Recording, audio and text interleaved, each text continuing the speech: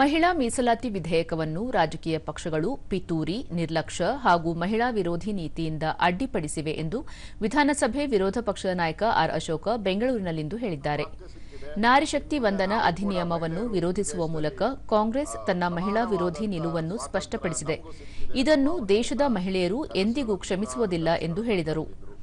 ಮಹಿಳೆಯರಿಗೆ ಸಂವಿಧಾನದತ್ತವಾದ ಹಕ್ಕನ್ನು ನೀಡುವ ನಾರಿಶಕ್ತಿ ವಂದನಾ ಅಧಿನಿಯಮ ಮಸೂದೆಯನ್ನು ಪ್ರಧಾನಿ ನರೇಂದ್ರ ಮೋದಿ ನೇತೃತ್ವದ ಸರ್ಕಾರ ತಂದರೂ ಲೋಕಸಭೆಯಲ್ಲಿ ವಿರೋಧ ಪಕ್ಷಗಳು ಸೋಲಿಸಿವೆ.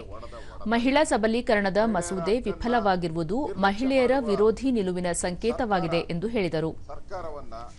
ಮಹಿಳೆಯರ ಹಕ್ಕುಗಳ ಬಗ್ಗೆ ಮಾತನಾಡುವ ಕಾಂಗ್ರೆಸ್ ಪಕ್ಷ ಅದನ್ನು ಕಾರ್ಯರೂಪಕ್ಕೆ ತರಲು ವಿಫಲವಾಗಿದೆ. ಮಸೂದೆಗೆ ಮತ ನೀಡಲು ಸಾಧ್ಯವಾಗದ ಕಾಂಗ್ರೆಸ್ ತನ್ನ ಮಹಿಳಾ ಘಟಕವನ್ನು ವಿಸರ್ಜಿಸುವುದು ಸೂಕ್ತ ಎಂದು ತಿಳಿಸಿದರು. 60 ವರ್ಷಗಳ ಕಾಲ ದೇಶವನ್ನಾಳಿದ ಜವಾಹರಲಾಲ್ ನೆಹರು, ಇಂದಿರಾ ಗಾಂಧಿ ಸೇರಿದಂತೆ ಕಾಂಗ್ರೆಸ್ ಸರ್ಕಾರ ಮಹಿಳಾ ಮೀಸಲಾತಿಯನ್ನು ತರಲಿಲ್ಲ.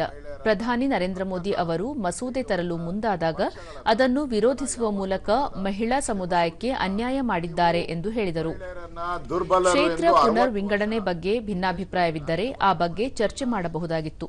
ಇದರಿಂದ ದಕ್ಷಿಣ ಭಾರತದಲ್ಲಿ ಈಗ ಇರುವ 129 ಸಂಸತ್ ಸ್ಥಾನಗಳು 195ಕ್ಕೆ ಏರುವ ಎಲ್ಲ ಅವಕಾಶಗಳು ಇದ್ದವು ಎಂದು ಅವರು ತಿಳಿಸಿದ್ದಾರೆ. ಆ ದಿನಗಳು ಇವತ್ತು ಮುಗಿದೋಗಿದೆ. ಆ ದಿನಗಳು ಇನ್ನ ಇಲ್ಲ. ಇವತ್ತು ನೀವು ದೇಶದ 70 ಕೋಟಿ ಮಹಿಳೆಯರಿಗೆ ದ್ರೋಹ ಬಗ್ದಿದ್ದೀರಾ. ನಿಮಗೆ 60 ದಶಕ ರಾಜ್ಯಭಾರ ಮಾಡಿದಿರಲ್ಲ, ಅವಾಗ ಮಹಿಳಾ ಮೀಸಲಾತಿ ಬಗ್ಗೆ ನಿಮಗೆ ಗಮನನೇ ಇಲ್ಲ. ನರೇಂದ್ರ ಮೋದಿಯವರು ಈ ಶಾಸನವನ್ನ ತಂದಾಗ ಅದಕ್ಕೆ ವಿರೋಧ ಮಾಡುವಂತ ಹೀನ ಕಾರ್ಯವನ್ನ ನೀವು ಮಾಡಿದಿರಾ. ಇದು ಕೇವಲ ಒಂದು ಬಿಲ್ ವಿರೋಧ ಅಲ್ಲ, ಇದು ಕೇವಲ ಒಂದು ಬಿಲ್ಲಿನ ವಿರೋಧ ಅಲ್ಲ, ಇದು ಕಾಂಗ್ರೆಸ್ ರಕ್ತದಲ್ಲೇ ಇರುವಂತ ಮಹಿಳಾ ವಿರೋಧಿ ನೀತಿ. ಇದು ಕಾಂಗ್ರೆಸ್ ರಕ್ತದಲ್ಲೇ ಇದೆ ಮಹಿಳಾ ವಿರೋಧಿ ನೀತಿ. ಇವತ್ತು ಮೋದಿ ನಾಯಕತ್ವದಲ್ಲಿ ನಾರಿ ಶಕ್ತಿ ಜಾಗೃತ ಆಗಿದೆ. ಮಹಿಳೆಯರ ಶಕ್ತಿಯನ್ನ ಅವಮಾನಿಸಿದ ನಿಮ್ಮನ್ನ ಇತಿಹಾಸ ಎಂದು ಕೂಡ ಕ್ಷಮಿಸುವುದಿಲ್ಲ. ಕಾಂಗ್ರೆಸ್ ಮಾಡಿದ ದ್ರೋಹಕ್ಕೆ ಅಂತ್ಯ ಆಡೋ ಕಾಲ ಈಗ ನಿರ್ಮಾಣ ಆಗ್ತಾ ಇದೆ ಅಂತ ಅನ್ಸುತ್ತೆ. ಕಾಂಗ್ರೆಸ್ ಪಕ್ಷ ವಿಧಾನ ಪರಿಷತ್ ವಿರೋಧ ಪಕ್ಷದ ನಾಯಕ ಛಲವಾದಿ ನಾರಾಯಣಸ್ವಾಮಿ ಮಹಿಳಾ ಮೀಸಲಾತಿಗೆ ತಡೆಯೊಡ್ಡುವ ಮೂಲಕ ಕಾಂಗ್ರೆಸ್ ಕೋಟ್ಯಾಂತರ ಮಹಿಳೆಯರ ರಾಜಕೀಯ ಹಕ್ಕು ಕಸಿದಿದೆ. ಈ ಮೂಲಕ ಮಹಿಳೆಯರ ಶಕ್ತಿಯನ್ನು ನಿರ್ಲಕ್ಷಿಸಿದೆ.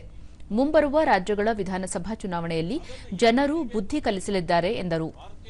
50% ಮಹಿಳೆಯರಿಗೆ ಮೀಸಲಾತಿ ನೀಡುವ ವಿಚಾರದಲ್ಲಿ ಕಾಂಗ್ರೆಸ್ ದ್ವಂದ್ವ ನಿಲುವು ಹೊಂದಿದೆ. ಮಹಿಳಾ ಮೀಸಲಾತಿ ಕಾಯ್ದೆಗೆ ಬೆಂಬಲ ನೀಡದೆ ಮಹಿಳೆಯರ ಹಕ್ಕು ಕಸಿದಿದೆ ಎಂದು ತಿಳಿಸಿದರು. ಮಹಿಳೆಯರಿಗೂ ತಮ್ಮ ಹಕ್ಕುಗಳನ್ನು ಕೊಡಬೇಕು, ಅವರಿಗೆ ನ್ಯಾಯ ಒದಗಿಸಬೇಕು ಅಂತೇಳಿ ಏನು ಪ್ರಯತ್ನ ಮಾಡಿದ್ರೋ ಇದನ್ನ ನೀವು ಆ ಹೆಣ್ಣು ಮಕ್ಕಳಿಗೆ ಅಪಮಾನ ಆಗುವ ರೀತಿಯಲ್ಲಿ ನೀವು ಅದನ್ನ ವಿರೋಧಿಸಿದ್ದೀರಿ.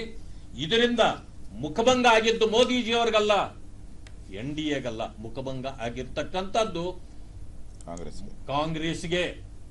ಇದನ್ನು ನೀವು ಅರ್ಥ ಮಾಡ್ಕೊಂಡು ನಿಮ್ಗೆ ಯಾವ ರೀತಿ ಮುಖಭಂಗ ಈಗಾಗತ್ತೆ ನೀವು ನೋಡ್ತಾ ಇರಿ.